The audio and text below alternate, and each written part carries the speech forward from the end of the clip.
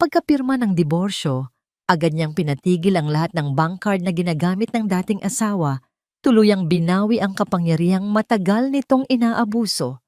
Sumabog ang lahat sa isang engranding engagement nang isang pangungusap lang ang sumira sa kanyang dangal sa harap ng lahat.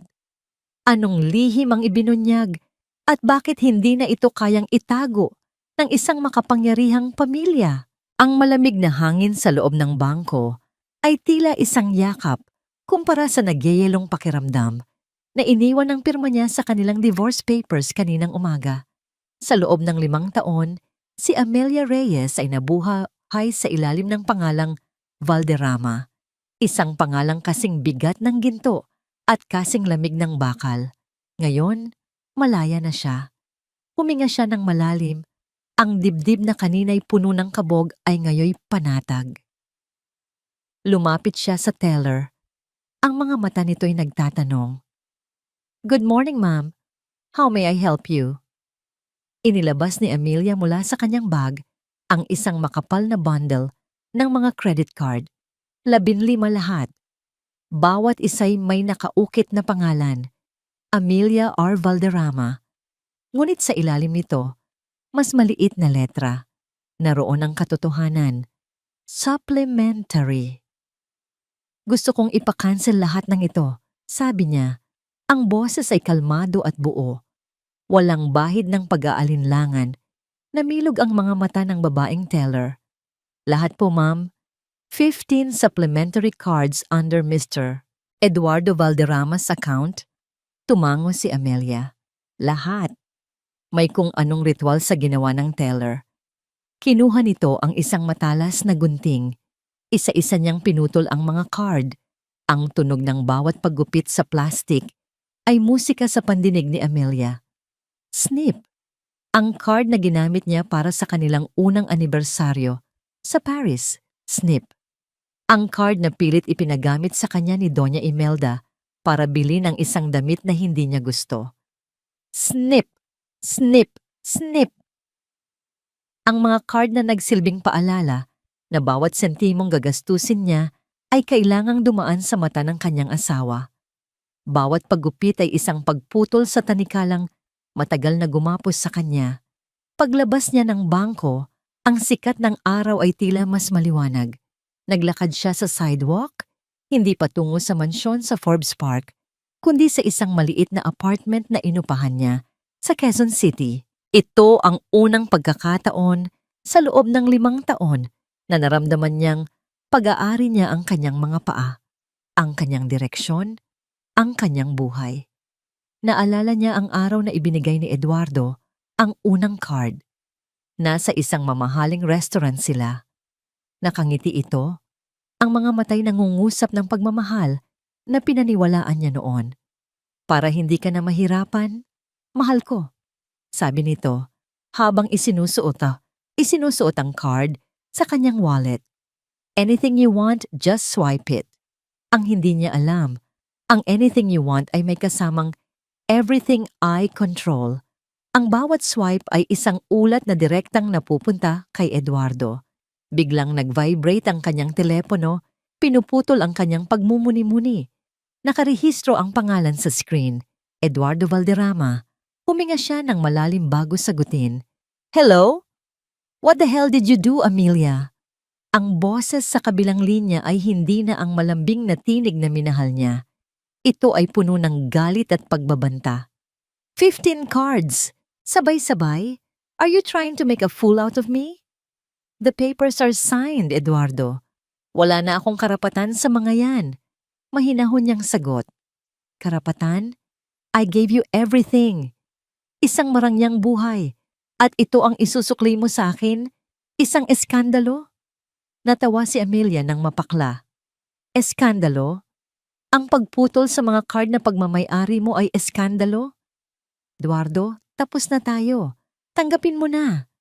Narinig niya ang malakas na paghinga nito. "Hindi mo alam kung anong sinisimulan mo, Amelia. You will regret this. Sisiguraduhin kong pagsisisihan mo ang araw na ito." Bago pa siya makasagot, ibinaba na nito ang tawag. Hindi natinag si Amelia. Sa halip, Isang kakaibang kapayapaan ang bumalot sa kanya. Sa wakas, ang halimaw ay nagpakita ng tunay nitong mukha nang walang pag-aalinlangan. Gabi na nang makarating siya sa kanyang bagong apartment. Maliit ito. Halos kasinlaki lang ng walk-in closet niya sa mansyon. Ngunit ang bawat sulok nito ay kanya. Walang mga matang mapanghusga ni Doña Imelda. Walang mga utos ni Eduardo. Umupo siya sa sahig dahil wala pa siyang mga gamit maliban sa isang maleta. Binuksan niya ang kanyang laptop, nag-iisip na maghanap ng mga muebles online. Ngunit isang article mula sa isang sikat na society blog ang unang lumabas sa kanyang feed. Ang headline ay tila isang sampal. Ang gintong hawla ay bukas na. Paano niloko at tinakasan ni Amelia Reyes ang Valderrama clan matapos makuha ang milyon-milyong halaga? Nanlamig ang kanyang mga kamay. Binuksan niya ang artikulo. Puno ito ng mga kasinungalingan, mga di umano'y source na nagsasabing meron siyang kalaguyo, na planado niya ang lahat, na isa siyang gold digger na nagpanggap lang na mabait. Ang larawang ginamit ay kuha sa isang charity event kung saan nakangiti siya. Ngunit sa konteksto ng artikulo, ang ngiti niya ay mukhang mapanlinlang, isang ngiti ng tagumpay ng isang manloloko. Nabitawan niya ang telepono. Ang pakiramdam ng kalayaan na naramdaman niya kanina ay biglang napalitan ng takot at galit. Nagsisimula na nga. Ito na ang ganting sinasabi ni Eduardo.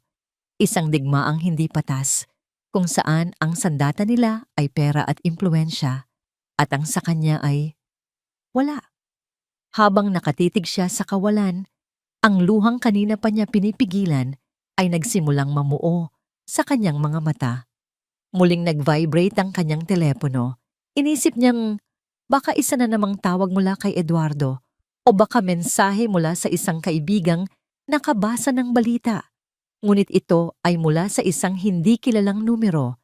Isang text message.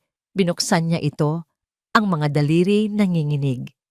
Hindi sila titigil, pero hindi ka nag-iisa. Alam ko ang katotohanan. Hindi natulog si Amelia ng gabing iyon. Ang mensahe mula sa hindi kilalang numero ay paulit-ulit na umikot sa kanyang isipan. Isang maliit na kandila sa gitna ng isang paparating na bagyo. Ngunit sa pagpatak ng umaga, ang kandilang yun ay hinipan at tuluyang namatay. Ang artikulo sa blog ay simula pa lamang pala. Pagbukas niya ng kanyang social media, bumungad sa kanya ang isang dilubyo. Ang kanyang pangalan ay trending.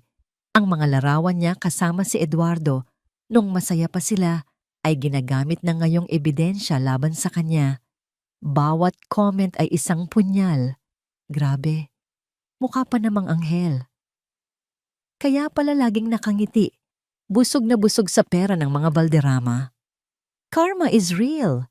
Kawawa naman si Sir Eduardo. Sinubukan niyang huwag pansinin, ngunit para siyang nalulunod.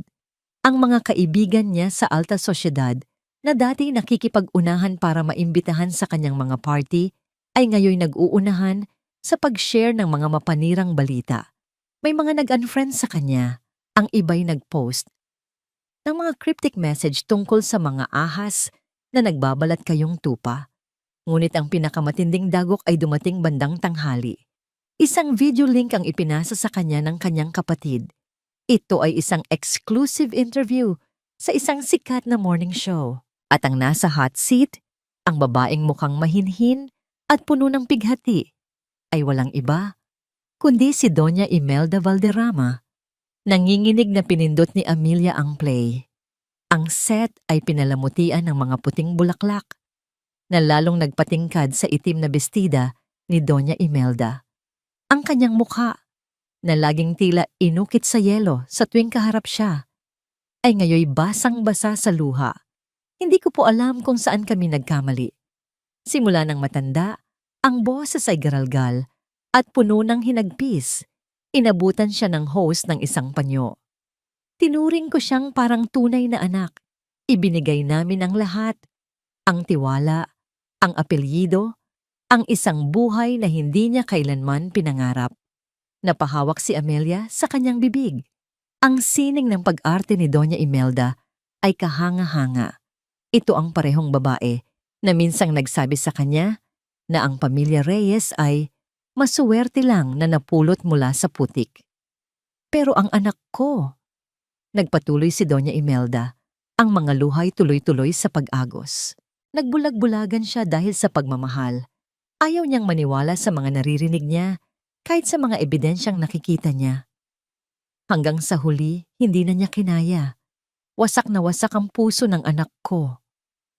Pinanood ni Amelia ang buong panayam na tila isang masamang panaginip. Walang binanggit na pangalan si Doña Imelda, ngunit hindi na kailangan. Ang bawat salita ay nakatutok sa kanya.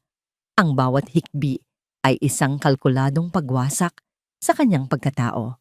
Sa mata ng publiko, si Doña Imelda ang kaawa-awang ina, si Eduardo ang binatang sawi, at si Amelia. Si Amelia ang halimaw. Ang halimaw na may ngiting anghel. Biglang tumunog ang kanyang telepono. Ang kanyang ina. "Anak, napanood mo ba?" Bungad ng kanyang ina, ang boses ay nanginginig. "Nay," yun lang ang nasabi ni Amelia. "Amelia, ano ba itong pinasok mo?" Ang sabi sa balita. "Anak, totoo ba? Bakit kanila sinisiraan ng ganito?" "Hindi po totoo, Nay. Kasinungalingan po lahat yan." Narinig niya ang pagbuntong hininga ng kanyang ina. "Anak, kilala ang mga Valderrama. Makapangyarihan sila.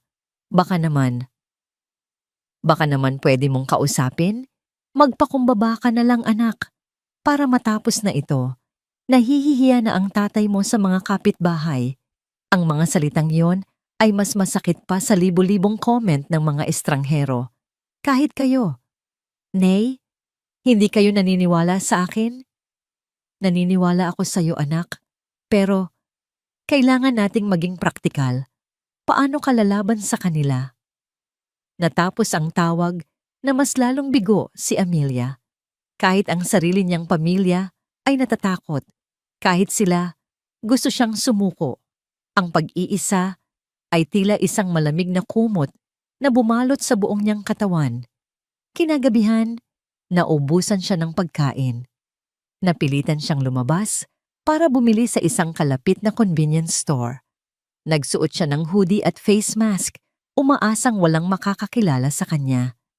Ngunit ang mga titig ay hindi nagsisinungaling. Nakita niya kung paano nagbulungan ang cashier at ang isa pang customer. Nakita niya ang isang lalaking pasimpleng kinukuhanan siya ng litrato gamit ang cellphone. Ang bawat kilos niya ay tila sinusuri. Bawat hakbang ay tila hinuhusgahan. Nagmamadali siyang nagbayad at halos takbuhin ang pabalik sa kanyang apartment. Pagkasara niya ng pinto, isinandal niya ang kanyang likod dito at dahan-dahang napaupo sa sahig. Doon, sa dilim ng kanyang maliit at walang laman na espasyo, sa wakas ay bumuhos ang kanyang mga luha. Wala siyang kakampi. Ang mga kaibigan ay tumalikod. Ang pamilya ay natatakot. Ang buong mundo ay humuhusga. Ang kalayaang inakala niyang nakuha niya ay isa lang palang ilusyon. Pinalitan lang ang gintong hawla ng isang mas malawak, ngunit mas malupit na kulungan. Ang kulungan ng kahihiyan at pag-iisa. Niyakap niya ang kanyang mga tuhod, hinahayaang dumaloy ang lahat ng sakit, lahat ng galit, lahat ng pagkabigo. Para saan pa ang paglaban? Tama marahil ang kanyang ina. Paano siya lalaban? Nag-iisa lang siya. At sa gitna ng kanyang pananangis, isang tunog ang pumunit sa katahimikan. Tok, tok, tok. 3 katok sa kanyang pinto. Nanigas si Amelia. Sino ang pupunta sa kanya? Isang reporter? Isang tauhan ni Eduardo? Hinawakan niya ang kanyang hininga. Ang puso niya'y kumakaripas sa takot. Dahan-dahan siyang tumayo at sumilip sa peephole. Isang lalaki ang nakatayo sa labas. Hindi pamilyar ang mukha nito. Matangkad, seryoso ang anyo, at may mga matang tila may binabasang malalim sa kanyang pagkatao. Hindi ito mukhang reporter. Hindi rin ito mukhang goons. Muli itong kumatok, mas mahina sa pagkakataong ito. Nag-ipon ng lakas ng loob si Amelia. Dahan-dahan niyang binuksan ang pinto. Sapat lang para magkaroon sila ng siwang na pag-uusapan. "Sino ka?" tanong niya. Ang boses ay bahagyang nanginginig. Tumingin ng diretso sa kanyang mga mata ang lalaki. Walang pagbabanta sa kanyang tinig, tanging isang seryosong determinasyon. "Ako si David De Leon," sabi nito. "Sa tingin ko, kailangan nating mag-usap tungkol sa mga Valderrama." Nakatayo si David De Leon sa labas ng pinto. Ang kanyang muka ay kalmado sa gitna ng gusot na nararamdaman ni Amelia. Ang presensya niya ay hindi nagpapakita ng panganib, ngunit puno ito ng isang bigat na hindi maipaliwanag. "Sino ka at ano ang kailangan mo sa akin?" Ulit ni Amelia. Mas matatag na ngayon ang kanyang boses. Ang pagkagulat ay napalitan ng matinding pag-iingat. Siya ba ang nagpadala ng mensahe kagabi? "Ako ang nag-text sa'yo," kumpirma ni David, na tila nabasa ang kanyang isip. "Maaari ba akong pumasok? Hindi tayo magiging ligtas kung dito tayo sa labas mag-uusap." Nag-alinlangan si Amelia. Ang buong araw niya ay ginugol sa pagtatago mula sa mundo. Ang pagpapatuloy sa isang estranghero ay labag sa lahat ng kanyang instincts ngayon. Ngunit merong sinseridad sa mga mata ni David. Isang sinseridad na may bahid ng sarili nitong pighati. Dahan-dahan niyang inalis ang kadena at binuksan ang pinto. Pumasok si David sa maliit na apartment. Hindi siya nagbigay ng anumang komento tungkol sa kawalan ng laman nito. Sa halip, iginala niya ang kanyang mga mata na parang sinisigurong wala silang kasama. Inilapag niya ang dalang briefcase sa sahig at naglabas ng ilang folder. "Umupo tayo," sabi niya, itinuturo ang sahig. Iyon lang naman ang kanilang pagpipilian.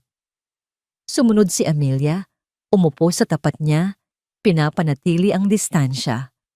Ang pag-aalinlangan ay malinaw na nakaukit sa kanyang mukha. "Paano mo ako nahanap? At bakit mo ako gustong tulungan?" "Matagal ko nang binabantayan ang mga Valderrama," sagot ni David, habang binubuklat ang isang folder sa kanilang pagitan. Ang sahig ay biglang naging lamesa ng mga dokumento, mga bank statement, mga article of incorporation ng mga kumpanyang hindi pamilyar kay Amelia, mga litrato. "At ang pagtulong sa'yo ay pagtulong na rin sa sarili ko." "Hindi kita maintindihan." Huminga ng malalim si David. Ang seryosong ekspresyon sa kanyang muka ay bahagyang lumambot, napalitan ng bakas ng isang lumang sakit. "Ang pamilya ko ang unang biktima nila." Nagsalaysay si David. 15 taon na ang nakalipas. Ang kanyang ama, si Don Gregorio de Leon, ay ang business partner at matalik na kaibigan ni Don Julio Valderrama, ang ama ni Eduardo. Magkasama nilang itinayo ang isang matagumpay na real estate company. Ngunit sa likod ng pagkakaibigan, mayroong laso ng kasakiman. Ang mga Valderrama, sa pamumuno ng batang Doña Imelda noon, ay gumawa ng isang paraan para ilipat ang lahat ng assets ng kumpanya sa mga dummy corporations na sila ang may-ari. Isang umaga, nagising na lang kami na wala na ang lahat, sabi ni David. Ang boses niya ay halos pabulong. Naalala niya ang araw na yon. Ang kanyang ama, isang dating matikas na lalaki, ay nakaupo sa kanyang opisina, napapaligiran ng mga notice of foreclosure. Ang amoy ng pagkatalo sa silid na yon ay hindi na nawala sa kanyang alaala. Idineklara nilang bankrupt ang kumpanya, pero ang totoo, ninakaw nila ang lahat. Sinubukan ng tatay na lumaban, pero wala siyang nagawa. Ang stress, ang kahihiyan, iyon ang pumatay sa kanya. Tinitigan ni Amelia si David. Nakita niya ngayon ang lalim ng kanyang mga mata. Hindi ito simpleng kagustuhang tumulong. Ito ay isang krusada, isang misyon na ipaglaban ang hustisyang ipinagkait sa kanyang ama. Biglang nahiya si Amelia sa sarili niyang pagdududa. "Ipagpaumanhin mo," sabi niya. "Ang nangyari sa inyo ay terrible." Tumango si Dave. "Kaya nang makita ko ang ginagawa nila sa'yo, ang parehong pattern ng paninira para pagtakpan ang sarili nilang kasalanan, Alam kong kailangan kong kumilos. Itinuro niya ang mga dokumento. Ito ang mga patunay na si Eduardo ay sangkot sa malawakang money laundering sa pamamagitan ng mga kasino. Ang mga blog at interview, diversion lang lahat yan. Habang abala ang lahat sa paghusga sa'yo, malaya siyang naglilinis ng pera. Biglang may nag-flashback sa isipan ni Amelia. Mga gabi, kung kailan ginagawang dahilan ni Eduardo ang business meetings, pero umuuwi itong amoy alak at may kakaibang kaba sa mga mata. Mga usapan sa telepono na bigla niyang pinuputol kapag papasok siya sa silid.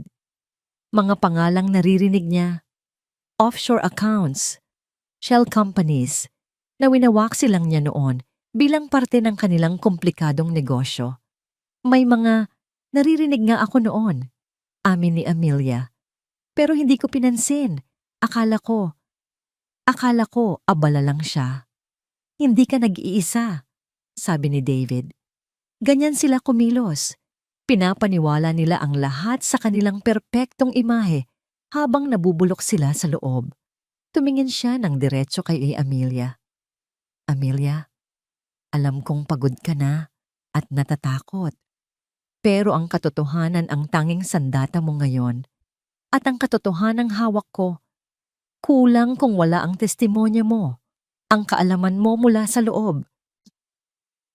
Nagkaroon ng mahabang katahimikan. Tinimbang ni Amelia ang lahat. Ang mga banta ni Eduardo, ang mga luhang buhaya ni Doña Imelda, ang pakiusap ng kanyang ina na sumuko na lang. At ngayon, itong alok mula sa isang lalaking may sariling multo na pinagsisilbihan.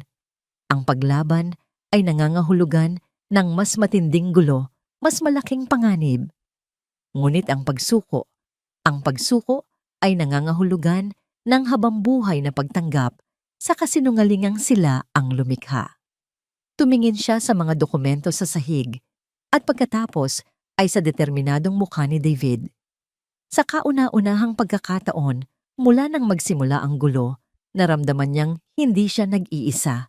Ang pag-asa, na kanina'y tila patay na, ay nagsimulang muling tumibok. Dahan-dahan siyang tumango. Ano ang kailangan nating gawin? Isang maliit na ngiti ang sumilay sa labi ni David. Isang nangiti ng ginhawa at pasasalamat. Inilahad niya ang kanyang kamay. Lalaban tayo. Inabot ni Amelia ang kamay nito. Ang kanilang pagpisil ay mahigpit at puno ng kahulugan. Ito ay isang selyo, isang pangako. Ang simula ng isang alyansa na yayanig sa pundasyon ng imperyo ng mga Valderrama. Binitawan ni David ang kanyang kamay at kinuha mula sa kanyang briefcase ang isang maliit, itim na USB flash drive. Inilagay niya ito sa palad ni Amelia.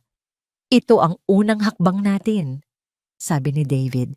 Ang kanyang boses ay naging babala. Lahat ng preliminary evidence na nakuha ko ay nandyan. Pag-aralan mo. Pero mag-iingat ka, Amelia. Tumingin siya sa mga mata nito, ang kanyang tingin ay matalim. Mas mapanganib pa ito kaysa sa inaakala mo.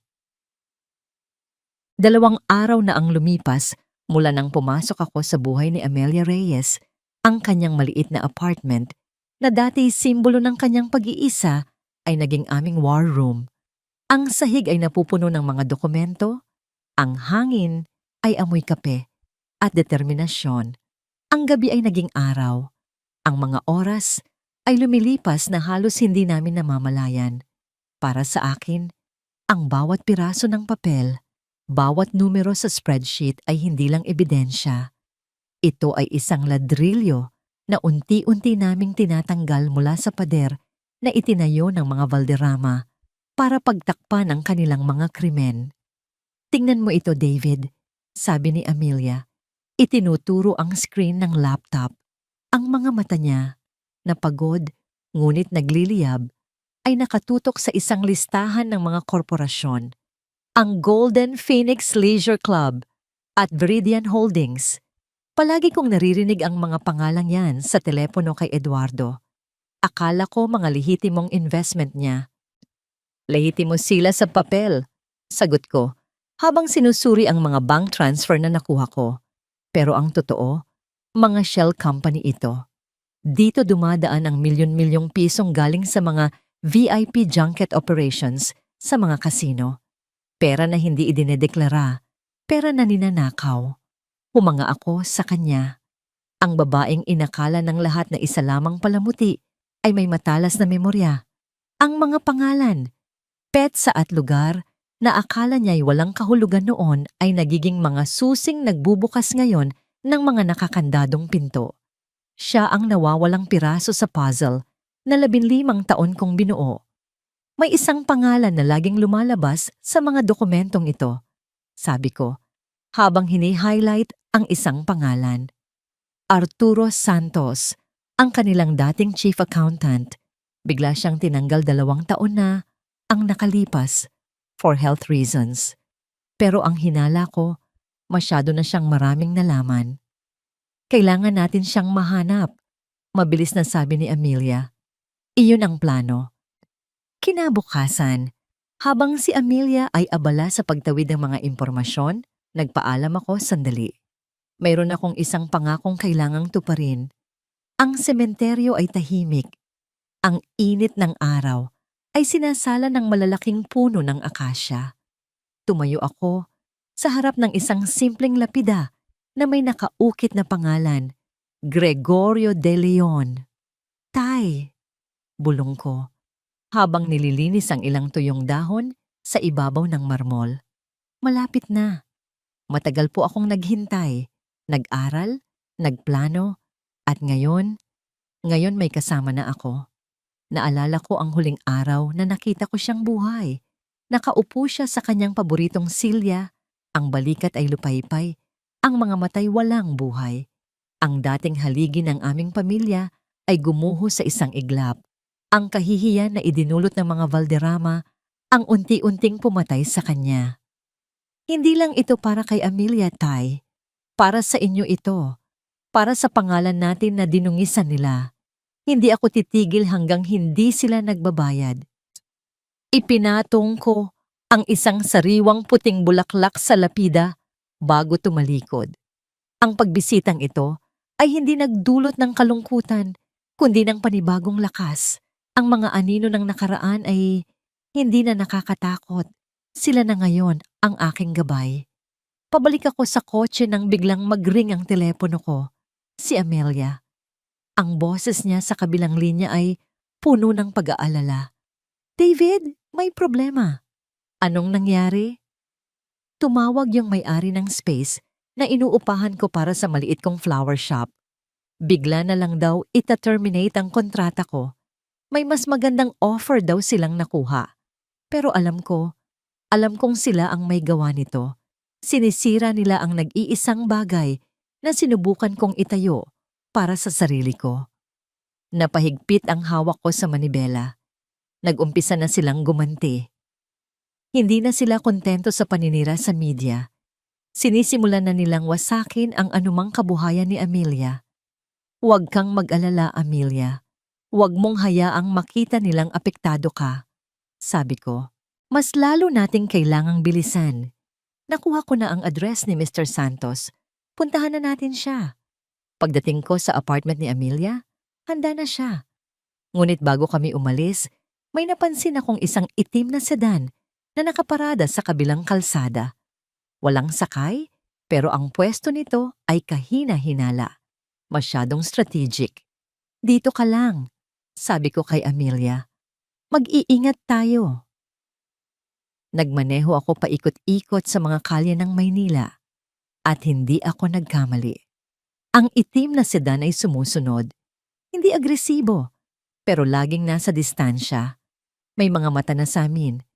Gumawa ako ng isang biglaang liko sa isang masikip na eskinita at pinabilis ang takbo. Pagkalabas namin sa kabilang dulo, nawala na ang sasakyan sa aming likuran. Pansamantala. Nakita mo yon? Tanong ni Amelia. Ang boses ay bahagyang nanginginig. Oo, sagot ko. Alam na nilang may ginagawa tayo. Mas lalong naging apurahan ang paghahanap namin kay Mr. Santos. Pagdating namin sa address, Isang luma at maliit na apartment building sa Pasay. Agad kaming umakyat sa third floor, Unit 304. Ngunit pagdating namin sa tapat ng pinto, nanlamig kami. Bahagya itong nakaawang. May mga marka ng puwersahang pagbubukas sa may doorknob. Dahan-dahan kong itinulak ang pinto. Ang loob ay isang kaguluhan. Ang mga drawer ay nakabukas. Ang mga papel ay nagkalat sa sahig. Ang mga una ng sofa ay tila hiniwa. Kung sino man ang naghahanap dito, nagmamadali sila. At wala na si Arturo Santos. Nilibot ni Amelia ang kanyang paningin sa gulo. Ang mukha niya'y namumutla. Huli na ba tayo? At noon, sa gitna ng mga nagkalat na papel sa maliit na lamesa, may nakita akong isang kapirasong papel na tila sinadyang iwan. Kinuha ko ito. Mayroong 3 salitang nakasulat dito sa nanginginig na sulat kamay. Isang mensahe na nagpatindig ng balahibo sa aking batok. Alam niya lahat. Ang 3 salitang iyon, alam niya lahat, ay tila isang yelong unti-unting gumapang mula sa aking mga kamay patungo sa aking puso. Habang papalayo kami sa apartment ni Mr. Santos, ang katahimikan sa loob ng kotse ni David ay mas mabigat pa kaysa sa pinakamalakas na sigaw. Hindi na ito isang simpleng investigasyon. Hindi na ito tungkol sa mga numero sa papel o mga transaksyon sa bangko. Isang tao ang nawawala. Isang tao ang posibleng nasa panganib dahil sa amin.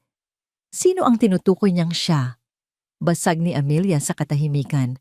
Ang boses niya'y halos pabulong. Hindi si Eduardo. Mabilis na sagot ni David. Ang mga matay nakatutok sa daan, pero ang isip ay malayo. Masyadong magulo ang pagkilos. Si Eduardo, kapag galit, mainit ang ulo at padalos-dalos. Ito ay kalkulado. Malinis, pero nag-iwan ng mensahe. Isang babala. Si Doña Imelda, sabi ko, at ang pagbigkas pa lang sa pangalan niya ay nagdulot na ng kilabot. Ang reyna, ang babaeng laging nasa likod ng trono, hawak ang mga tali. Pagdating namin sa aking apartment, ang pakiramdam ng seguridad na dati kong nahanap dito ay nawala na. Ang bawat sulok ay tila may anino. Ang bawat tunog mula sa labas ay tila isang banta. Kailangan nating mag-ingat ng husto, sabi ni David. Mula ngayon, isipin mong laging may nakikinig, laging may nanonood. Kinabukasan, ang takot na yon ay nagkatotoo. Tumawag ang aking ina. Ang boses niya'y puno ng pag-aalala na hindi ko pa narinig dati. Amelia, anak, may 2 lalaking nakabarong ang nagpunta dito sa bahay kanina. Nagpakilala silang taga-gobyerno.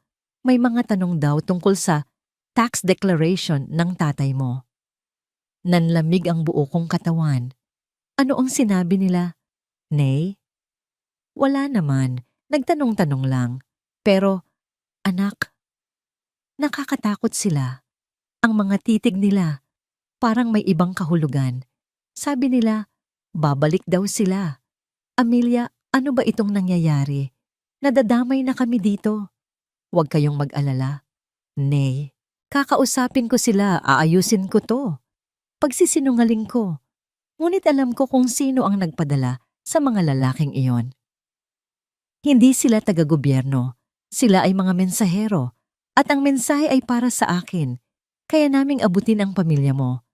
Matapos ang tawag, napaupo ako sa sahig, nanginginig.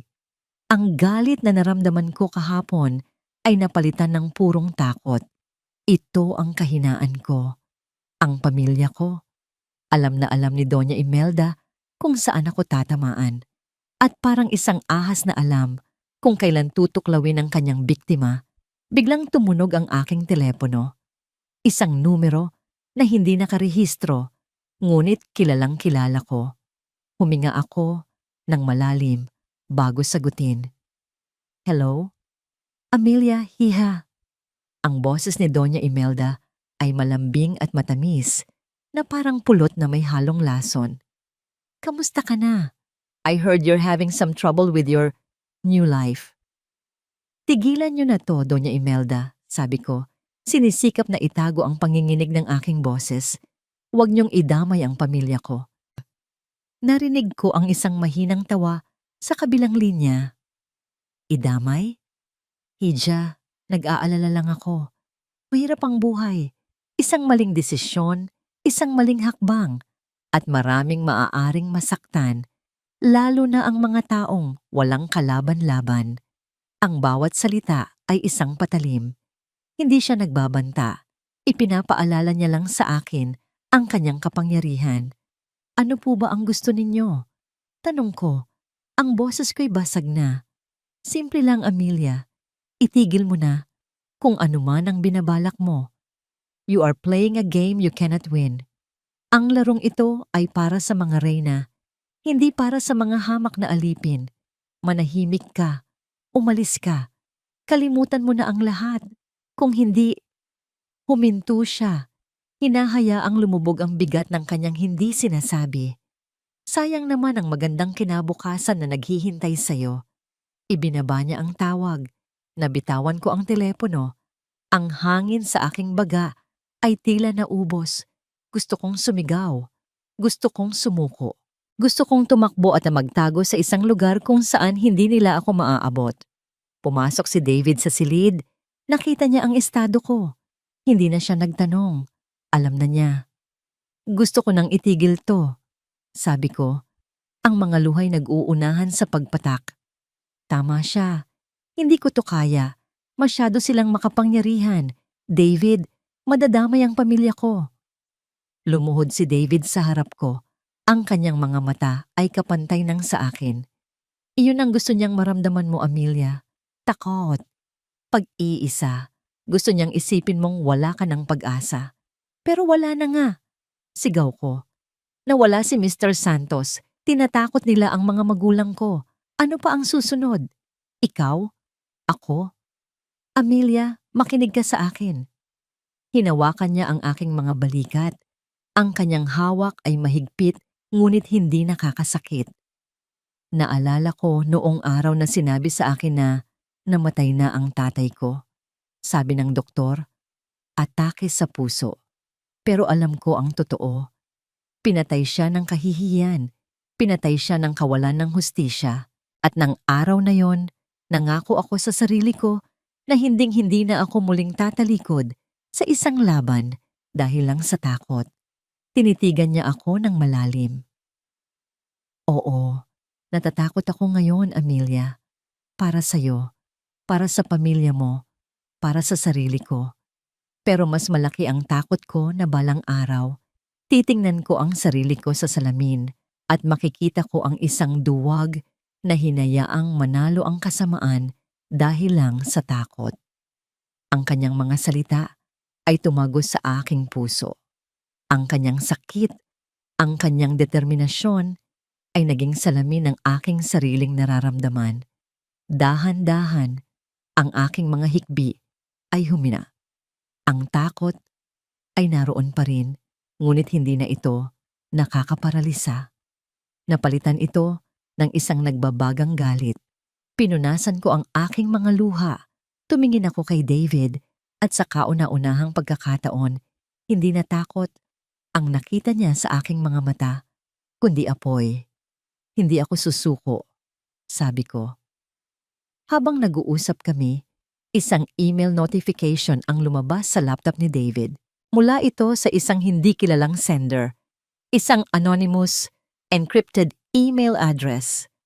Binuksan ito ni David.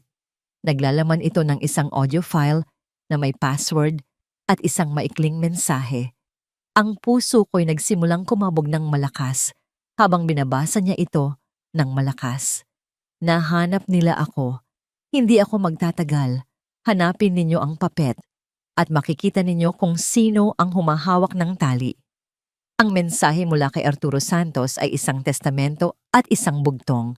Ang encrypted audio file ay ang kanyang huling baraha at ang password ang susi. Hanapin ninyo ang papet. Ang puppet! Bulong ni Amelia. Ang kanyang isip ay tumatakbo ng mabilis. Si Eduardo. Palagi siyang tinatawag na puppet ng mga business rival niya. Isang gwapong muka para sa kumpanya. Pero si Doña Imelda ang laging nagpapatakbo sa likod.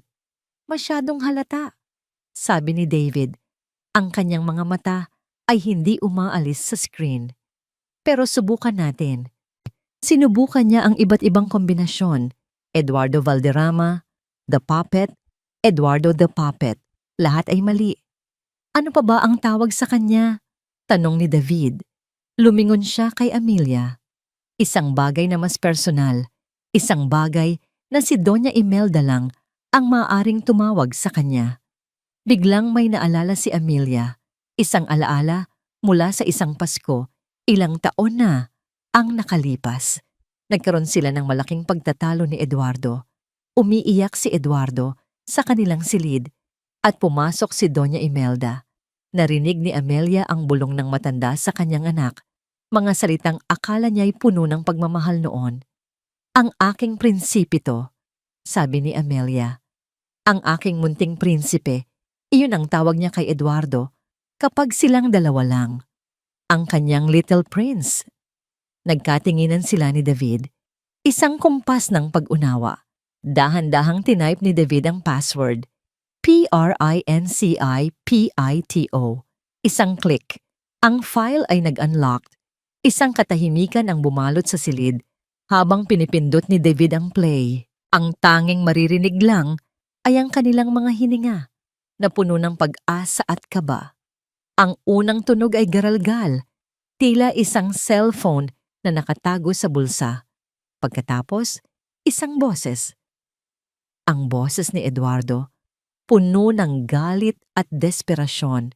Eduardo, muffled. Hindi ko na kaya to, Mama.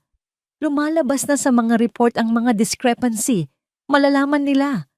Malalaman nilang lahat.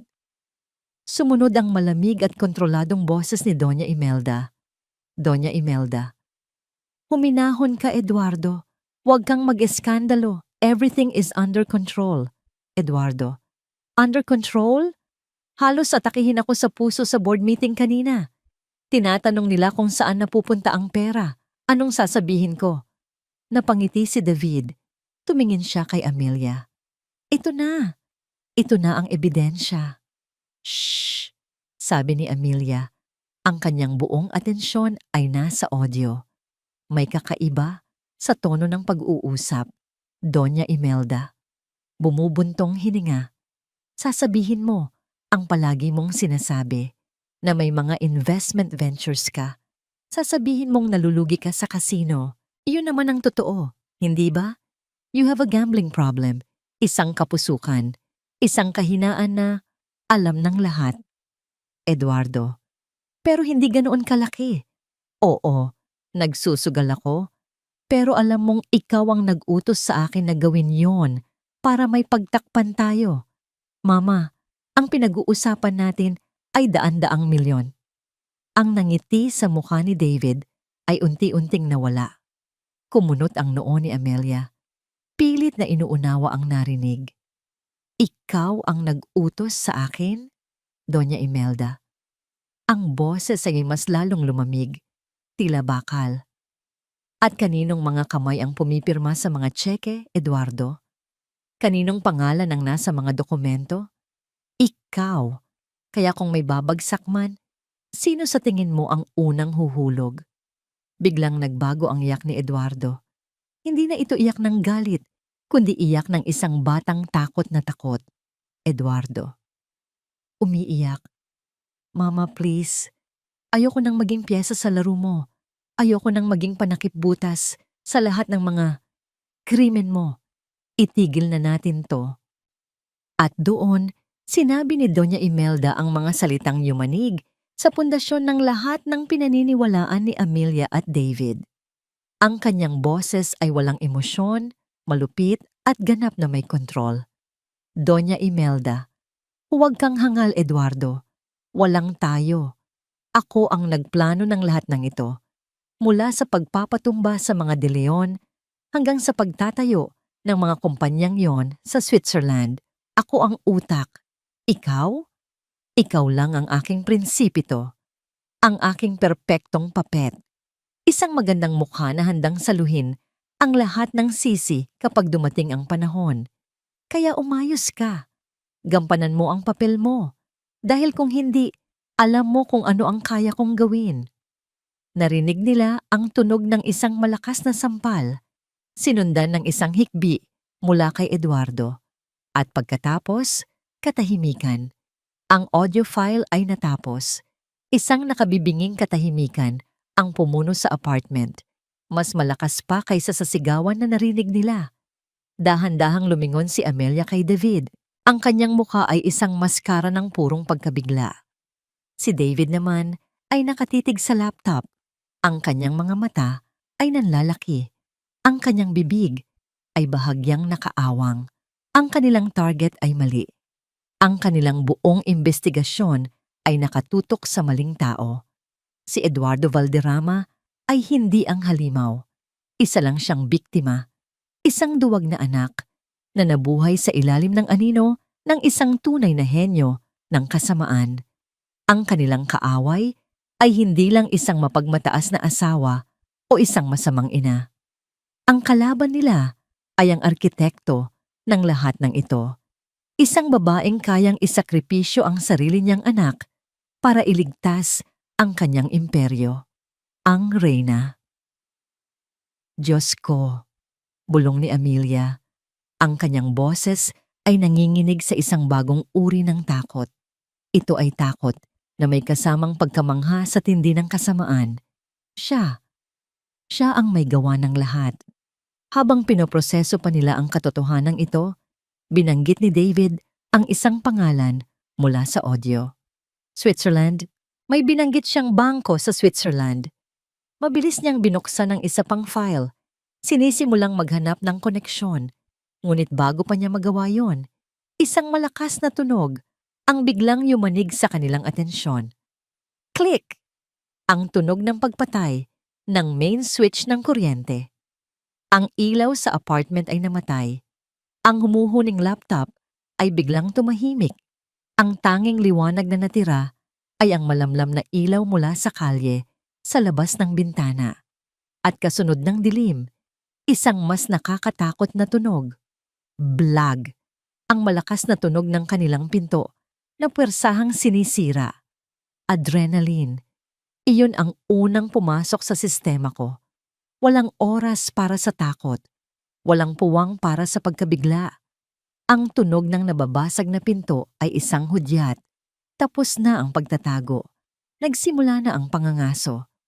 Sa likod, sigaw ko kay Amelia, kasabay ng paghila sa kanyang braso. Ang tanging daan palabas ay ang bintana sa kusina na nakaharap sa fire escape. Habang tumatakbo kami sa dilim, narinig namin ang pagpasok ng 2 o 3 mabibigat na lalaki. Hindi sila nagsasalita. Ang tanging maririnig lang ay ang kalabog ng kanilang mga bota at ang tunog ng mga bagay na hinahagis habang hinahanap kami. Sa isang iglap, habang tinutulungan ko si Amelia na akyatin ang bintana, naisip ko ang laptop, ang USB, ang nag-iisang kopya ng audio recording nasa lamesa na iwan. Ang ebidensya. Bulong ni Amelia, ang kanyang mga matay puno ng panghihinayang. Hayaan mo na, sabi ko. Ang aking boses ay mariin. Mas mahalaga ang buhay natin. Aalis na tayo. Nang makalabas kami sa fire escape, ang malamig na hangin ng gabi ay sumalubong sa amin. Mula sa ibaba, ang ingay ng Maynila ay tila isang malayong ugong. Dito sa itaas, ang tanging mahalaga ay ang bawat bakal na aming tinatapakan. Pagdating namin sa dulo ng hagdan, sa isang madilim na eskinita, hindi kami huminto. Tumakbo kami. Walang direksyon. Ang mahalaga ay makalayo. Bawat anino ay tila isang kalaban. Bawat sasakyang dumadaan ay tila isang banta. Sa wakas, sumakay kami sa isang taxi na walang pakialam sa aming gusot na anyo. Saan po, sir? Tanong ng driver. Tumingin ako kay Amelia. Ang kanyang mukha ay namumutla sa ilalim ng mga ilaw ng kalsada. Tumingin siya pabalik sa akin. Ang kanyang mga mata ay nagtatanong, Saan na tayo pupunta ngayon? Wala na kaming ligtas na lugar. Sa pinakamalapit na 24-hour coffee shop. Sabi ko sa driver, kailangan namin ng lugar na may maraming tao. Isang lugar kung saan hindi sila basta-basta makakakilos. Habang nasa biyahe, ang adrenaline ay unti-unting napalitan ng isang malamig na realidad. Alam na nila, sabi ni Amelia, ang kanyang boses ay nanginginig. Alam na natin. David, paano? Malamang may tracker sa isa sa atin. O baka sa gamit. Opsyohe apartment mismo. Sagot ko, pilit na pinapakalma ang sarili. Masyado nating minaliit si Doña Imelda. Hindi lang pala siya reyna, isa siyang espiya. Pagdating namin sa coffee shop, umupo kami sa isang sulok na kitang-kita ang pinto. Ang amoy ng kape ay hindi nakatulong para pakalmahin ang aming mga nerbiyos. Ang natitira na lang sa amin ay ang mga damit na suot namin at ang kaalaman na nagbago sa lahat. Nawala na lahat, sabi ni Amelia. Ang kanyang mukha ay nakasubsob sa kanyang mga palad. Ang audio file, ang mga dokumento. Wala na tayong panlaban. Hindi pa, sabi ko. At kinuha ko ang aking cellphone. Mayroon akong huling alas, isang alas na hindi ko inaasahang gagamitin. May mga kaibigan ako mula sa dati kong buhay. Mga taong mas magaling pa sa akin sa teknolohiya. Mga taong may utang na loob sa akin. Nagdial ako ng isang numero. Pagkatapos ng ilang ring, isang boses ang sumagot. Sino to? Sparrow, si Eagle to. Sabi ko, gamit ang mga lumang code name namin mula sa isang underground hacking community. Isang sandaling katahimikan. Eagle? Akala ko patay ka na. Biro ng boses sa kabilang linya, ngunit may halong paggalang. Anong kailangan ng isang alamat? Kailangan ko ng pabor, isang malaking pabor. Ipinaliwanag ko ang sitwasyon sa maikling salita. Ang Valderrama Corporation, isang audio file na kailangang i-recover mula sa isang nasirang laptop at ang pangalan ng isang bangko sa Switzerland na binanggit ni Doña Imelda. Delikado yan, Eagle? Sabi ni Sparrow. Ang mga Valderrama ay hindi biro. Pero, para sa'yo, sige, ibigay mo sa akin ang lahat ng detalye. Pagkatapos ng tawag, isang maliit na sinag ng pag-asa ang bumalik sa amin.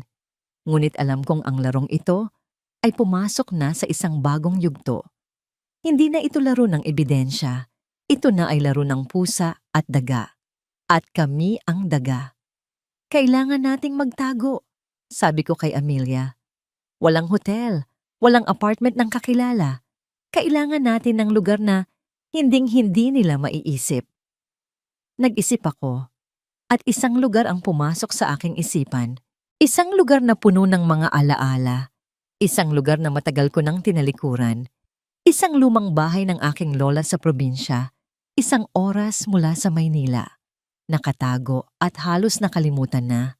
Pero bago kami makarating doon, kailangan muna naming makalabas ng syudad nang hindi napapansin. Gagamitin natin ang kaalaman mo sa kanila, sabi ko kay Amelia. Ikaw ang nakakaalam ng kanilang mga kilos, ng kanilang mga gawi. Isipin mo, kung ikaw si Doña Imelda, ano ang susunod mong gagawin? Tumingin sa akin si Amelia.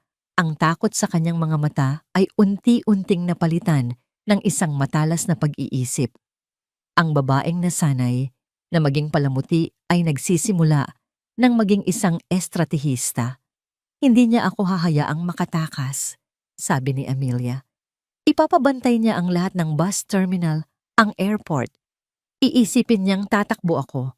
Pero may isang bagay siyang hindi alam tungkol sa akin, ang aking kahinaan. Ang pamilya mo, sabi ko. Eksakto. Iisipin niyang uuwi ako sa probinsya namin para magtago sa kanila. Doon niya itutuon ang kanyang mga mata. Isang plano ang nabuo sa aming mga isipan, isang mapanganib na plano. Gagamitin natin yan bilang pain, sabi ko. Pero paano? Kailangan nating makakuha ng access sa kanilang mga sistema para malaman natin kung saan sila nakatingin. Tumingin ako sa aking cellphone. At doon papasok si Sparrow, pero kailangan niya ng isang bagay mula sa loob, isang gateway. Biglang nanlaki ang mga mata ni Amelia. Ang opisina. Ang opisina ni Doña Imelda, may isang private network access point doon na direktang kumukonekta sa kanilang main server sa bahay. Masyadong delikado ang pumasok doon, sabi ko. Pero yun lang ang paraan, giit niya. Napatingin ako sa labas ng bintana ng coffee shop. Ang syudad ay abala pa rin. Walang kamalay-malay sa digmaang nangyayari sa aming munting mundo. Ang aming kalaban ay isang reyna na may walang katapusang yaman at tauhan. Kami naman ay dalawang pugante na may iisang cellphone at isang desperadong plano. Ang laro ng pusa at daga ay nagsimula na. At para manalo, ang daga ay kailangang pumasok sa lungga ng pusa. Sigurado ka ba dito, Amelia? Tanong ni David sa 10 beses. Nasa loob kami ng kanyang luma at hindi rumehistradong kotse, nakaparada sa isang madilim na kanto. Tanaw ang kumikinang na entrance ng isang mamahaling restaurant sa Makati. Ito lang ang paraan, sagot ko, habang inaayos ang hikaw sa aking tainga. Ang babaeng nakatingin sa akin mula sa salamin ay hindi ang Amelia na nagtatago sa takot. Nakasuot ako ng isang eleganteng itim na bestida, isa sa mga huling natirang gamit ko mula sa dati kong buhay. Ang aking buhok ay maayos na nakapusod at ang aking mukha ay may magaang na kolorete para itago ang aking pagod. Kailangan kong ilabas si Eduardo sa Valderrama Building at ito ang alam kong kahinaan niya. Ang plano ay simple ngunit delikado. Tatawagan ko si Eduardo at hihilingin na makipagkita para sa isang kasunduan. Sasabihin kong suko na ako at handang pirmahan ang isang non-disclosure agreement kapalit ng isang malaking halaga. Alam kong hindi siya makakatanggi. Ang kanyang ego, ang kanyang pagnanais na makita akong sumusuko sa kanyang harapan ay masyadong malakas. Habang abala siya sa akin, si David, sa tulong ng mga blueprints ng gusali inanakuha ni Sparrow, ay papasok sa opisina ni Doña Imelda para isaksak ang isang maliit na device sa kanyang network port. Ang device na yon ang magiging tulay ni Sparrow papasok sa kanilang sistema. May 5 minuto ka lang, David. Paalala ko. Mula sa oras na umupo kami, 5 minuto. Pagkatapos noon, gagawa ako ng eksena at aalis. Ang mag-alala ka ay ang sarili mo. Sabi niya, ang kanyang mga mata ay puno ng pag-aalala. Huwag kang magtitiwala sa kanya, kahit 1 segundo. Huminga ako ng malalim at kinuha ang aking telepono. Nag-dial ako. Hello? Sagot ng boses ni Eduardo. May halong pagkagulat at inis. Eduardo? Ako to, sabi ko. Ang boses ko'y sinadya kong gawing mahina at pagod. Pagod na ako, Eduardo. Tama ka. Hindi ko kayo kaya. Gusto ko nang makipag-ayos. 1 sandaling katahimikan. Narinig ko ang mahinang nangisi sa kabilang linya. Alam kong babalik ka rin sa akin.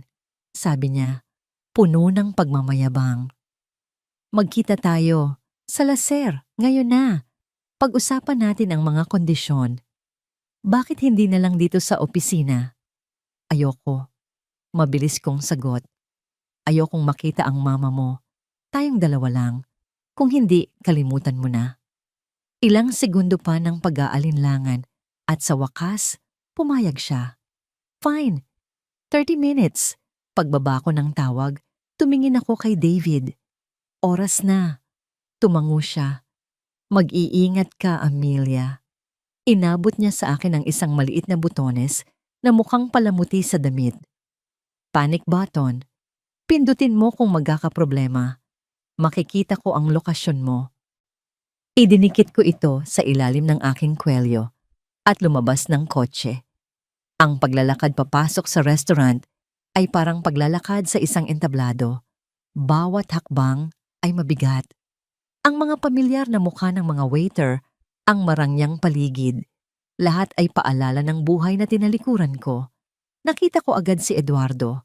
Nakaupo siya sa aming dating paboritong mesa, nakadekwatro, mukhang hari na naghihintay sa kanyang alipin.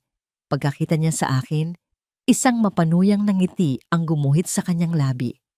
"Look what the cat dragged in." Bati niya. Hindi ako umimik at umupo. Inilabas ko ang aking cellphone at pasimpleng pinindot ang start sa timer app. 5 minuto. "Ano ang gusto mo, Amelia?" Tanong niya. Inaabot ang menu. "Isang huling mamahaling hapunan para sa mga lumang panahon?"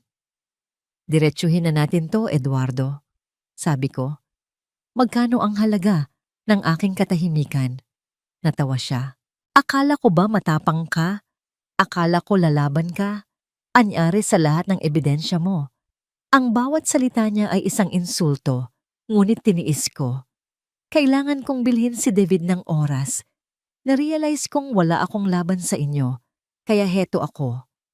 Habang nagsasalita ako, ang aking mga mata ay palihim na nagmamasid. Sa kabilang mesa, nakita ko si Isabel Garcia, ang kasintahan ni Eduardo. Nakatingin siya sa amin, ang kanyang mga matay puno ng hinala. Bakit siya nandito? Hindi ito kasama sa plano. "So, ano ang hinihingi mo?" Tanong ni Eduardo. Tila naiinip na. Tumingin ako sa aking relo.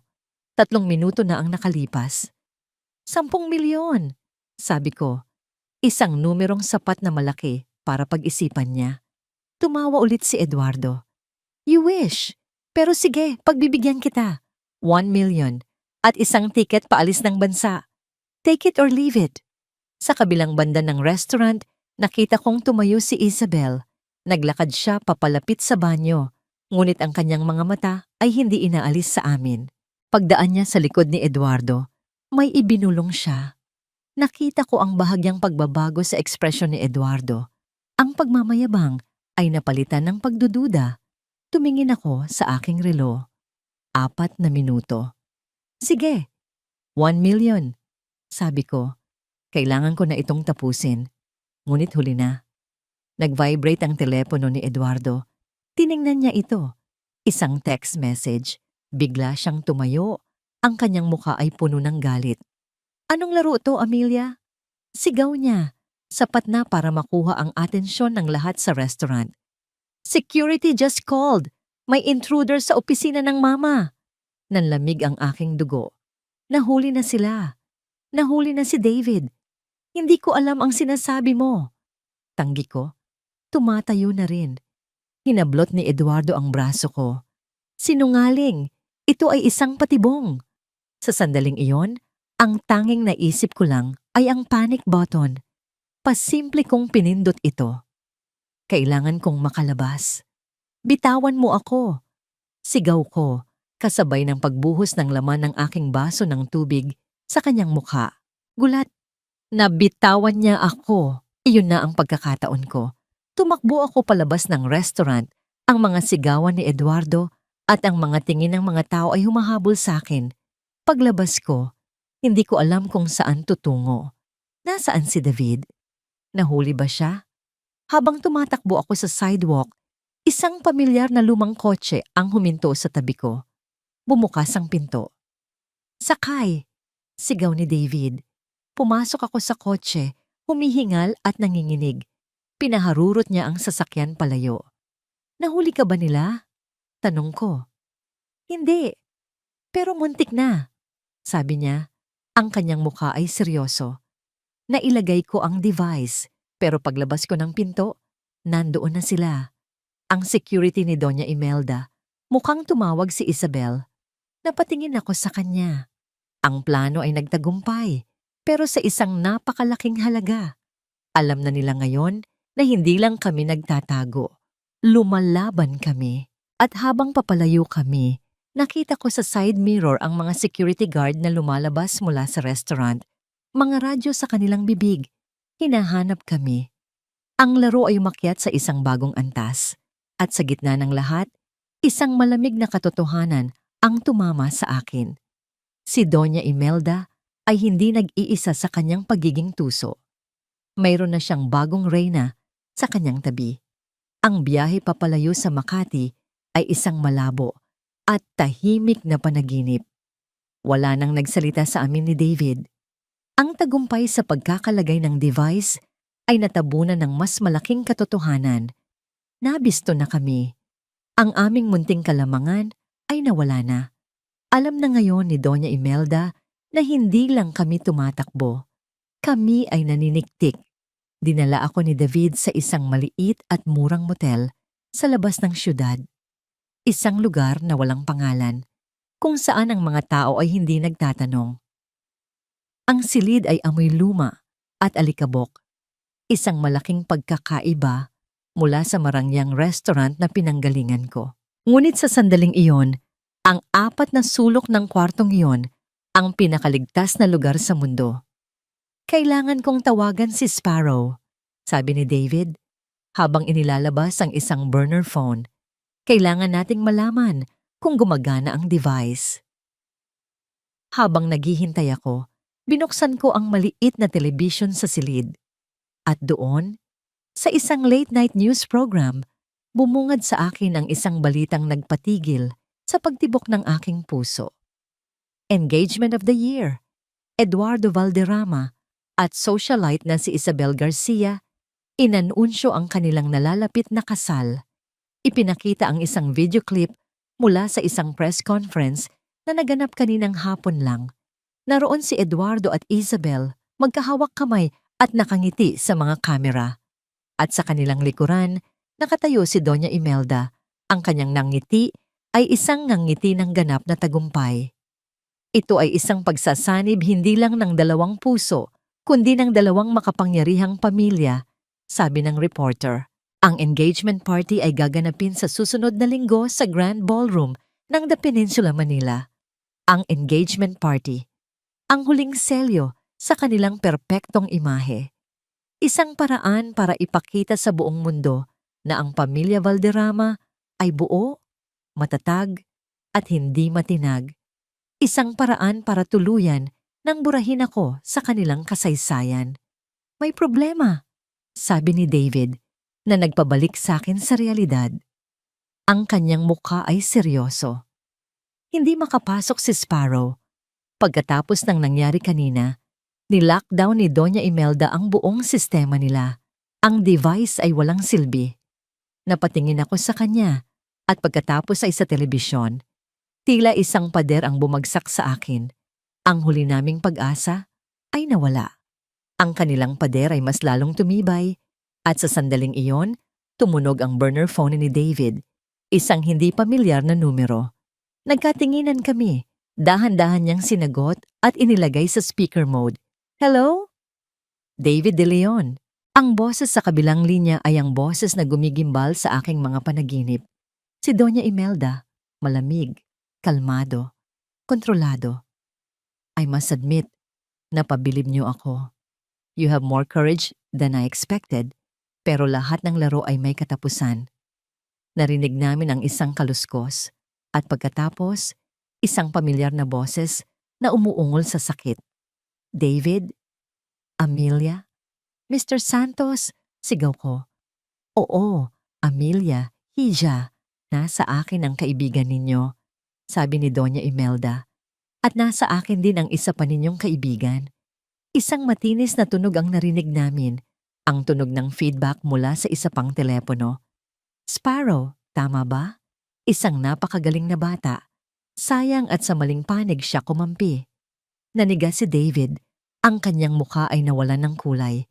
Nahuli rin nila si Sparrow, ang kanyang huling koneksyon sa labas ng mundo. Ano ang gusto ninyo? Tanong ni David, ang kanyang boses ay nagpipigil ng galit.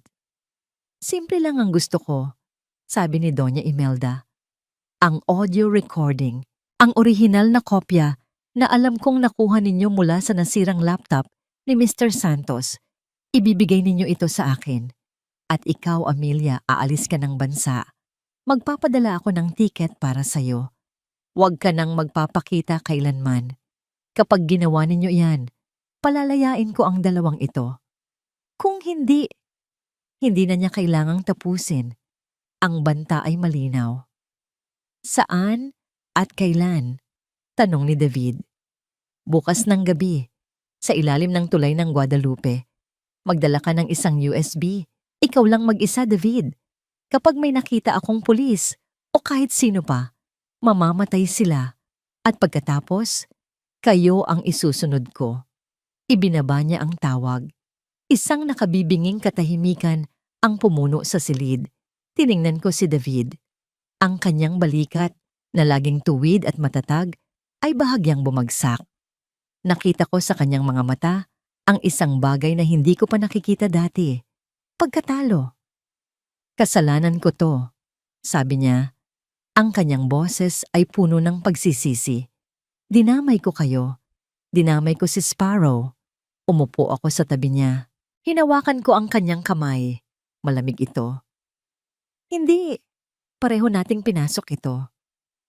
Sa sandaling iyon, ang lahat ng aming pinaghirapan ay gumuho.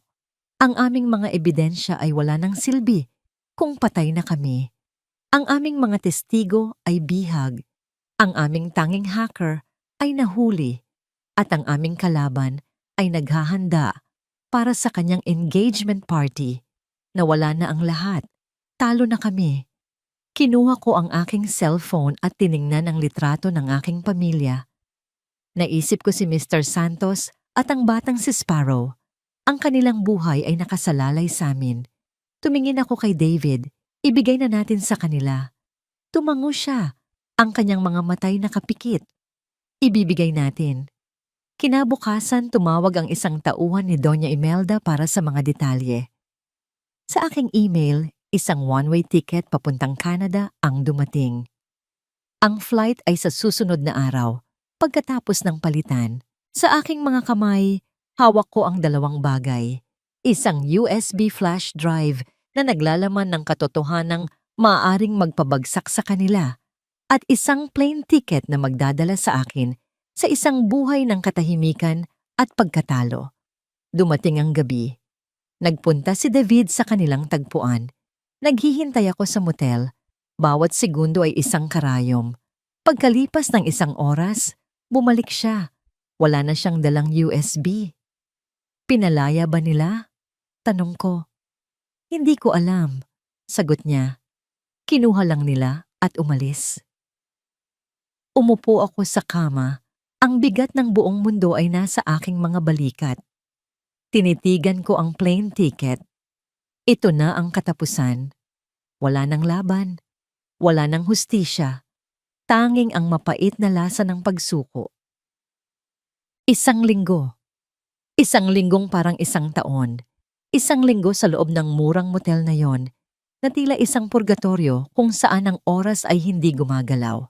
Sa labas, ang mundo ay nagpapatuloy. Ang balita ay puno ng mga detalye tungkol sa engagement of the year. Ang mga balderrama ay muling nasa itaas, mas nagniningning kaysa dati. Ako na naman, nakatingin lang sa plane ticket sa ibabaw ng maliit na mesa. Ang flight ko ay kinabukasan na. Si David halos hindi nagsasalita. Nakaupo lang siya sa isang sulok, nakatingin sa kawalan. Ang bigat ng pagkatalo ay isang lason na unti-unting pumapatay sa aming mga kaluluwa. Pinalaya na nila si Sparrow, sabi ni David isang hapon. Binasag ang katahimikan, pero binalaan siya. Isang salita lang at hindi lang siya ang mawawala. Si Mr. Santos? Tanong ko. Umiling si David. Walang balita. Ang salitang yon ay parang isang pako sa aking kabaong. Ibinigay namin ang lahat, pero kinuha pa rin nila ang isang inosenteng buhay. Ang aming pagsuko ay walang silbi. Nang gabing iyon, hindi ako makatulog. Tumayo ako at lumapit sa bintana. Tinitingnan ang mga ilaw ng syudad sa malayo. Ang syudad kung saan minsan akong nangarap. Ang syudad kung saan dinurog ang mga pangarap na yon. Naalala ko ang mukha ni Doña Imelda sa telebisyon, ang kanyang nangiti ng tagumpay. Naalala ko ang takot sa boses ng aking ina. Naalala ko ang determinasyon sa mga mata ni David nung una kaming magkita. At naalala ko ang pangako niya sa kanyang ama. Lahat ng yon para lang sa wala? Hindi. Isang bagay ang biglang nag-iba sa loob ko. Hindi ito tapang. Hindi ito pag-asa. Ito ay isang bagay na mas simple at mas dalisay. Pagtanggi. Pagtangging hayaan silang manalo. Pagtangging maging biktima habang buhay. Lumingon ako kay David. Ang anino sa kanyang mukha ay mas madilim pa kaysa sa gabi. David, sabi ko, ang aking boses ay kalmado na ngayon na may kakaibang linaw. Tumingin siya sa akin. Ang USB na ibinigay mo sa kanila. Isang kopya lang, sabi niya, na tila alam na ang nasa isip ko. Mayroon akong isa pa. Itinago ko bilang insurance. Hindi! Sabi ko, isang maliit na ngiti ang sumilay sa aking mga labi. Ang unang ngiti sa loob ng isang linggo. Hindi lang yun. Ang USB na ibinigay mo sa kanila ay blanco. Napatingin sa akin si David. Ang kanyang mga matay nagtatanong. Bago ka umalis noon, pagpapatuloy ko, habang naliligo ka pinagpalit ko ang mga USB. Ang ibinigay mo sa kanila ay isang walang lamang drive na binili ko sa convenience store. Ang tunay na kopya, ang kopya na naglalaman ng audio file at lahat ng dokumento na nakuha mo bago ka mahuli ay nasa akin. Kinuha ko mula sa sikretong bulsa sa loob ng aking pitaka ang isang maliit na memory card. Hindi isang USB. Isang bagay na mas maliit, mas madaling itago. Tumayo si David, ang kanyang mga matay ng lalaki, sa hindi makapaniwalang paghanga. Amelia, akala ko, para lang sa seguridad, sabi ko. Pero ngayon, alam ko na kung para saan ito. Ito ang ating huling baraha. Ang pagkatalo sa kanyang mga mata ay unti-unting napalitan ng isang nagbabagang apoy. Ang haligi ay muling tumayo ng tuwid. Pero paano? Tanong niya. Alam na nila ang mga mukha natin.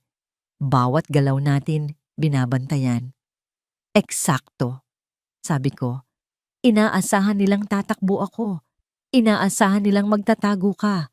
Ang hindi nila inaasahan ay sasalakay tayo sa pinakakampanteng lugar para sa kanila. Tumingin ako sa kalendaryo. Bukas ang engagement party. Isang bagong plano ang nabuo sa aming mga isipan. Hindi na ito tungkol sa pagtatago. Ito ay tungkol sa pag-atake. Isang all or nothing na sugal.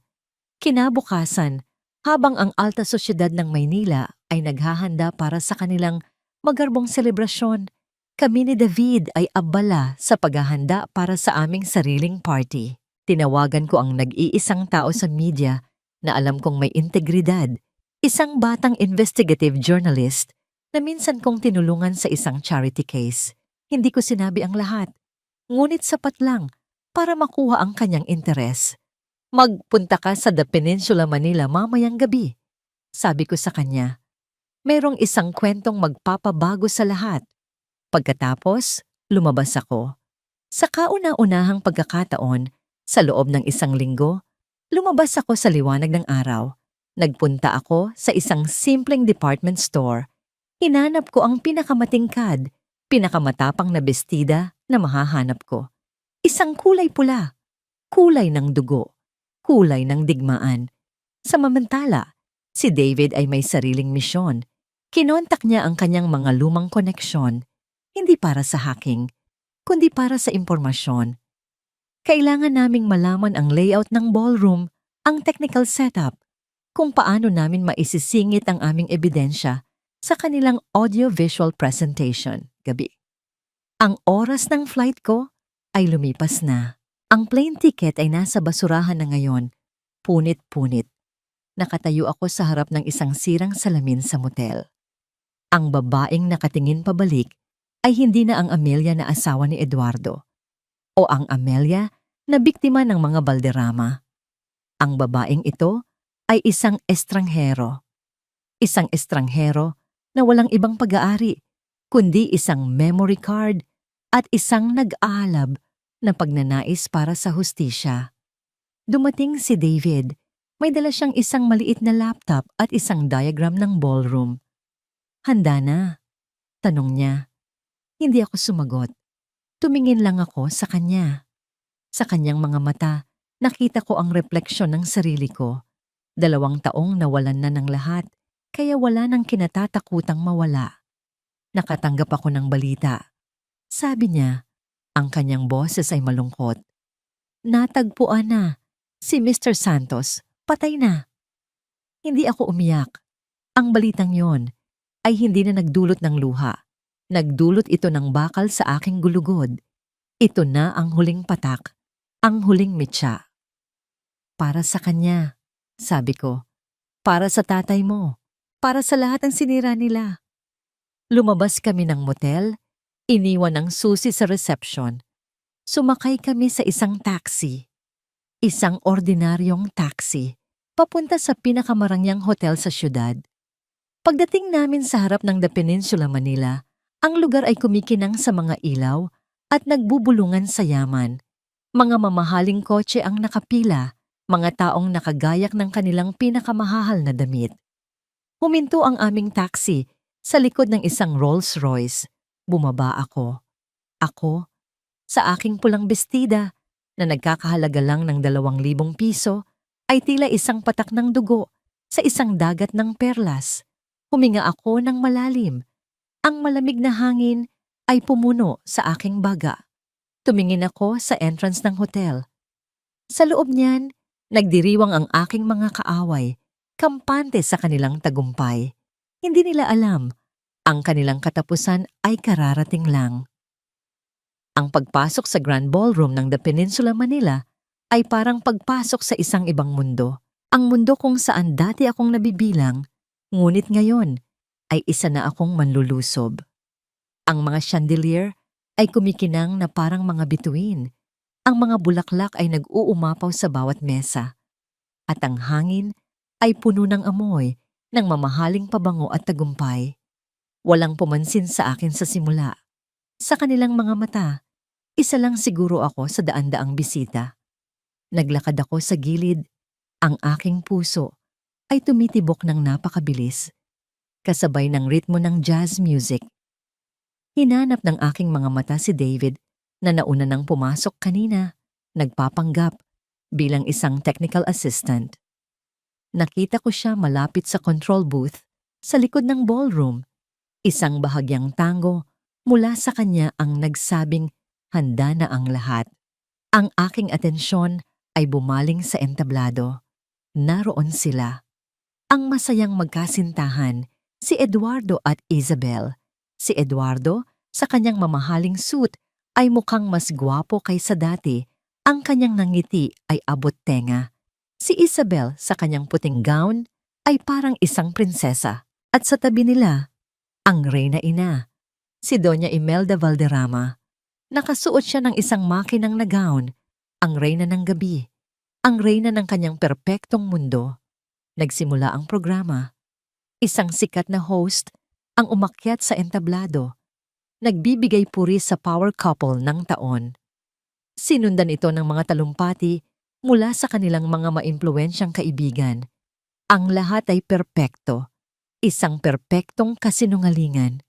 At pagkatapos, ang sandaling hinihintay ng lahat. Ang audiovisual presentation. Isang video na magpapakita ng love story ni na Eduardo at Isabel. Ito na. Ito na ang hudyat. Nagsimulang magdim ang mga ilaw. Ang malaking projector screen sa likod ng entablado ay umilaw. Nagsimula ang video sa mga matatamis na larawan ng dalawa. Naglalakbay, tumatawa, naghahalikan. Ang mga bisita ay napapabuntong hininga sa kilig. Pinindot ko ang isang maliit na remote control sa aking palad. Isang device na ibinigay sa akin ni David. Isang click. Sa screen, ang larawan ni Isabel ay biglang nag-glitch. Napalitan ito ng isang itim na screen. Isang sandaling katahimikan at pagkalito ang bumalot sa ballroom. Narinig ko ang pagmumura ng technical director. At pagkatapos, isang boses ang pumuno sa buong silid. Ang boses ni Eduardo, puno ng desperasyon, mula sa audio recording ni Mr. Santos. Hindi ko na kaya to, Mama. Malalaman nila. Isang kolektibong gasp ang narinig mula sa mga manonood. Sa entablado, ang nangiti ni Eduardo ay naglaho, napalitan ng purong gulat. Tumingin siya sa kanyang ina, ang kanyang mga matay ng lalaki. Ang malamig na boses ni Doña Imelda ang sumunod. Huminahon ka, Eduardo. Sasabihin mong nalulugik ka sa kasino. Isang kahinaan na alam ng lahat. Nagsimulang magbulungan ang mga tao. Ang kanilang mga mukha, na kanina'y puno ng paghanga, ay ngayoy puno ng pagkalito at hinala. Kasabay ng audio, sa screen, nagsimulang lumabas ang mga dokumento, ang mga bank statement mula sa Switzerland, ang mga pangalan ng kanilang mga shell company, ang mga larawan ng mga orihinal na dokumento na nagpapatunay sa panloloko nila sa mga De Leon. Ang lahat ng ebidensya ipinapakita sa harap ng buong alta sosyedad ng Maynila. Ang sigaw ni Eduardo sa audio ay umalingaw-ngaw. Mama, please. Ayoko nang maging piyesa sa laro mo. Ayoko nang maging panakip-butas sa lahat ng mga krimen mo. Sa puntong yon, ang bulungan ay naging isang malakas na ugong. Ang mga cellphone ay nagsimulang maglabasan, nagre-record. At para sa grand finale, ang pinakamalupit na salita mula kay Doña Imelda. Ako ang nagplano ng lahat ng ito. Ikaw lang ang aking prinsipito, ang aking perpektong papet. Kasabay ng salitang papet, ang audio ay huminto. Ang screen ay naging itim. At isang spotlight ang biglang bumukas. Nakatutok hindi sa entablado, kundi sa akin. Habang dahan-dahan akong naglalakad, papunta sa gitna. Lahat ng mata ay nasa akin. Ang katahimikan ay nakabibingi. Magandang gabi sa inyong lahat, sabi ko. Ang aking boses ay pinalakas ng isang maliit na mikroponong dala ko. Kalmado, matatag, walang takot. Ang pangalan ko ay Amelia Reyes at ang narinig at nakita ninyo ay ang katotohanan. Sa entablado, si Isabel ang unang kumilos. Tumingin siya kay Eduardo na may pagkasuklam, tinanggal ang engagement ring sa kanyang daliri at ibinato ito sa sahig bago nag-walkout. Si Eduardo, sa kabilang banda, ay gumuho. Literal na napaluhod siya sa entablado, humahagulgol na parang isang bata. Paulit-ulit na sinasabi, hindi, hindi. Ngunit ang aking mga mata ay nakatutok sa iisang tao lamang, kay Doña Imelda. Nakatayo pa rin siya, tuwid na tuwid. Ngunit ang maskara ay nawala na. Ang kanyang mukha ay isang blankong canvas ng pagkatalo. Ang kanyang mga mata, na dati puno ng apoy at kapangyarihan, ay ngayoy walang laman. Tumingin siya sa akin, hindi na may galit, kundi may isang uri ng pagod na pagkilala. Naglakad ako, papalapit sa entablado, hanggang sa ilang talampakan na lang ang layo namin. Tinitigan ko siya sa mata. Wala akong sinabi. Hindi na kailangan. Tapos na ang lahat. Bulong ko. Sapat lang para marinig niya. Sa sandaling iyon, bumukas ang mga pinto ng ballroom. Pumasok ang mga pulis, kasama ang mga ahente ng NBI. Kasunod nila ang mga mamamahayag, kabilang ang batang journalist na tinawagan ko. Ang flash ng mga kamera ay parang kidlat sa madilim na kalangitan. Ang gabi ng kanilang pinakamalaking tagumpay ay naging gabi ng kanilang huling pagbagsak. Habang ang lahat ay nagkakagulo, habang ang mga pulis ay papalapit sa entablado para arestuhin ang mag-inang Valderrama, dahan-dahan akong tumalikod. Nilibot ko ang aking paningin sa ballroom, sa mga mukha ng mga taong dati kong tinawag na kaibigan na ngayon nakatingin sa akin na may halo-halong pagkamangha at takot. Hindi ako ngumiti, hindi ako nakaramdam ng paghihiganti. Ang naramdaman ko lang ay isang malalim at tahimik na pakiramdam ng paglaya. Naglakad ako papalabas ng ballroom, papalayo sa gulo, papalayo sa mga kamera, papalayo sa mga anino ng aking nakaraan. Sa labas ng hotel, naghihintay si David. Hindi siya nagsalita. Tumingin lang siya sa akin at sa kanyang mga mata, nakita ko ang lahat. Pasasalamat, paggalang, at hustisya para sa kanyang ama. Habang naglalakad kami palayo sa kumikinang na gusali, hindi na ako lumingon pa. Ang imperyo ay bumagsak na at sa wakas, malaya na ako. 6 na buwan. 6 na buwan ang lumipas mula sa gabing iyon na yumanig sa Maynila. Ang balita tungkol sa pagbagsak ng imperyo ng mga Valderrama ay naging pambansang usap-usapan sa loob ng ilang linggo. Ang kanilang paglilitis ay dinumog ng media. Bawat detalye ng kanilang mga krimen ay inilantad sa publiko. Sila ay napatunayang nagkasala sa lahat ng kaso: fraud, money laundering, at obstruction of justice. Si Doña Imelda ay nahatulan ng habambuhay na pagkabilanggo. Si Eduardo, dahil sa kanyang kooperasyon, ay nakatanggap ng mas mababang sentensya. Ang kanilang mga ari-arian ay kinumpiska ng gobyerno. Ang pangalang Valderrama, na dati simbolo ng kapangyarihan, ay naging simbolo na ngayon ng kahihiyan. Ngunit ang lahat ng iyon ay ingay na lamang mula sa isang malayong mundo para sa akin. Nakatayo ako ngayon sa loob ng aking munting flower shop sa isang tahimik na bayan sa tabi ng dagat sa La Union. Ang pangalan nito ay Pag-asa. Ang hangin ay amoy alat at bulaklak. Ang tunog ng mga alon ang nagsisilbing musika sa aking bawat araw. Dito, hindi ako si Amelia Reyes, ang dating Mrs. Valderrama. Dito, ako lang si Leah, ang babaeng nag-aayos ng mga bulaklak. Isang customer ang pumasok, isang batang babae na namimili ng bulaklak para sa kanyang ina. Nginitian ko siya habang tinutulungan ko siyang pumili ng mga pinakasariwang rosas. Sa simpleng sandaling iyon, nakaramdam ako ng isang kaligayahang hindi kayang bilhin ng lahat ng pera ng mga Valderrama. Ang kaligayahan ng isang simpleng buhay na pinili ko para sa aking sarili. Isang araw, habang nagdidilig ako ng mga halaman sa labas ng shop, isang pamilyar na kotse ang huminto. Bumaba. Mula rito si David De Leon. Mas payat siya ng kaunti, ngunit ang bigat na dati nakapasan sa kanyang mga balikat ay wala na. Ang kanyang mga mata, na dati laging seryoso, ay mayroon ng bahid ng kapayapaan. Bagay sa iyo ang probinsya, bati niya, habang papalapit. Ngumiti ako. Bagay din sa iyo ang hustisya.